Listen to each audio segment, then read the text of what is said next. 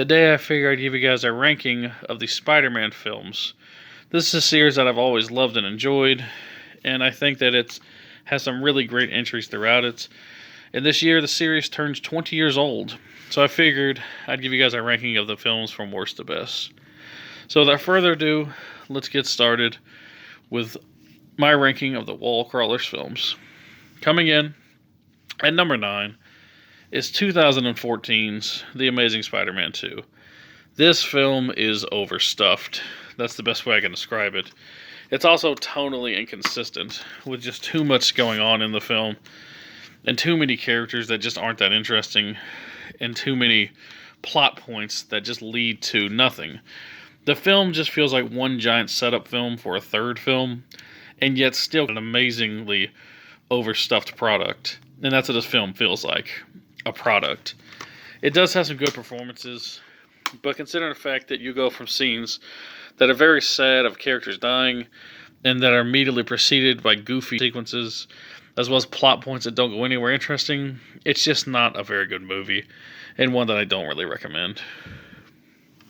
Coming in at number 8 is 2012's Mark Webb directed Spider-Man Reboot, The Amazing Spider-Man. This is the first film to star Andrew Garfield as the character of Spider-Man. And it's okay. That's what I can say about it. It essentially is just the first film again, but instead of Green Goblin, you have the Lizard. And you have none of the charm of that original film, none of the Sam Raimi directing styles. Mark Webb just made a very generic Spider-Man movie.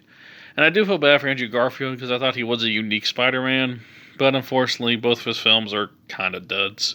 Not terrible, but only better than the second one. Coming in at number 7 is 2019's Spider-Man Into the Spider-Verse. This is an interesting film. And I know a lot of people do love this movie, but for me, it's just kind of decent. I think that the series really did need a change of pace, and I think Miles Morales was an interesting character to go with that. But unfortunately, I do think that the movie is a little bit too cartoony, I guess you could say. And I get it, it's an animated feature, but it feels more like a comedy than anything. And that's not a bad thing for some people, but for me, I prefer my films to be a little bit more serious. I did enjoy it for what it was, but I would probably prefer the live-action Miles Morales film, honestly. And I do think we'll probably get one eventually.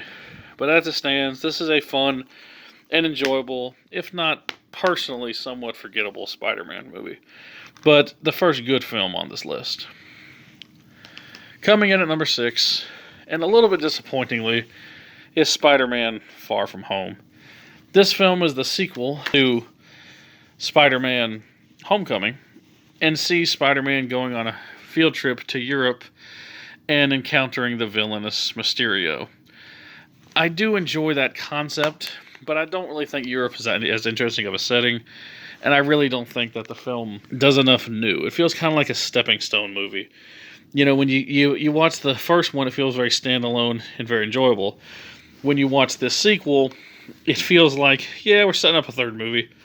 It's not a bad film, but I think Jake Gyllenhaal's a little bit miscast as Quentin Beck. You know, Mysterio's kind of a nerd, and we get this, hunk to play him. Kind of weird. Ultimately, not a bad film, but one that did disappoint me, if I'm being completely honest. But, honestly, it's not a terrible film. Decent, but could be better. Coming in, number 6 is 2007's Spider-Man 3. This is an entertaining film.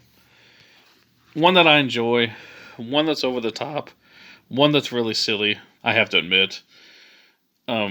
Actually, number 5, my mistake. And it has a lot of goofy aspects to it, and I will admit that. But I do enjoy it for what it is. I think it has great action. I think the characters are still firing on all cylinders. And while this film did have some studio meddling and is definitely the worst of the Raimi trilogy, I do not hate this film. I think it's very entertaining and very fun, but just obviously flawed. One of those movies hey, this is far from perfect, but it's still a blast from start to finish. And I do actually really love Spider-Man 3.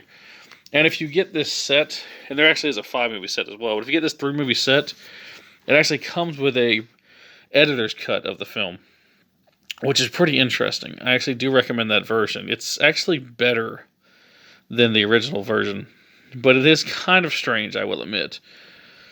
But yeah, if you haven't seen Spider-Man 3, ignore some of the complaints that people have said about it and just go in with an open mind, and I think you'll enjoy it. Coming in at number 4 is 2017's Spider-Man Homecoming. This, a lot of good action, a lot of great characters. I actually think that the Vulture really blew me away. I never thought the Vulture would be that interesting of a character, but they do him great justice in this movie, and he really does give a great performance by Michael Keaton. All in all, an amazing and entertaining film, and a proper reboot that Spider-Man, the Amazing Spider-Man, wishes that it was.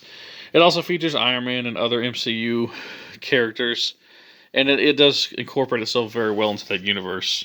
This film is highly entertaining with great characters. The only thing I don't like about it is that it kind of half-asses Shocker in the movie, literally, and teases Scorpion, and yet we have yet to see Scorpion.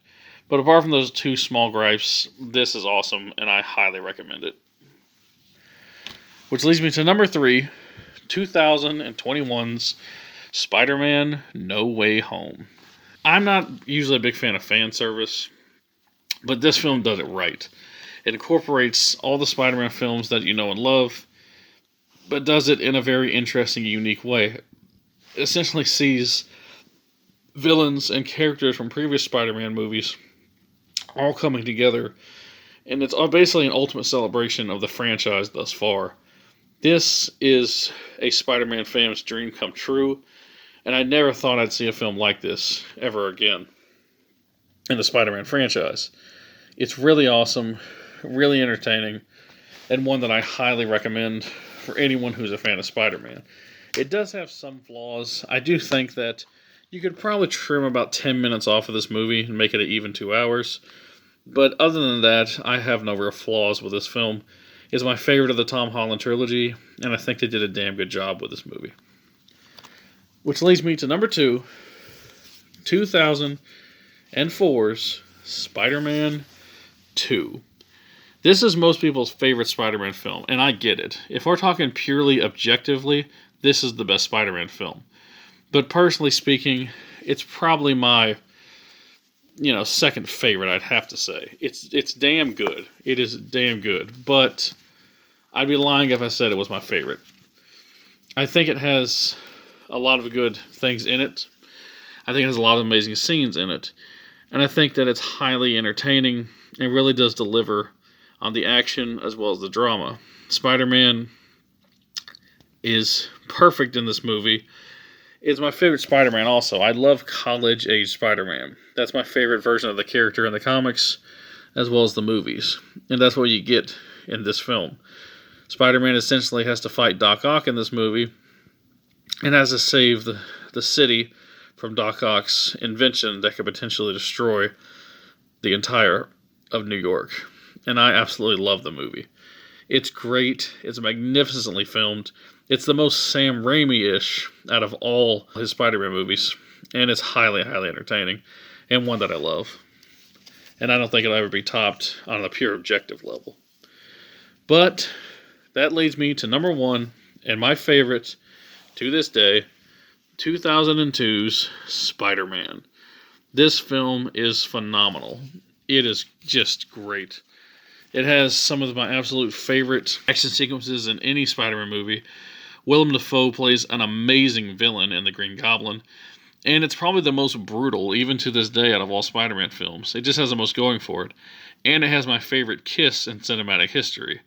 If you've seen the movie, you know what I'm talking about. This film is just great, and I don't think it'll ever be topped, at least not for me personally. I absolutely adore the original Spider-Man film, and it is truly a classic. Well, that's my list. I hope if you haven't seen the new Spider-Man films, I do recommend them. And I hope that Sony continues to make more of this series going forward. And I hope that they make another quality film. Maybe another one with Tobey Maguire. since we got to see him in the most recent film, it'd be cool to see him in a new standalone film. But if you like the video, let me know and leave your list below, and peace out.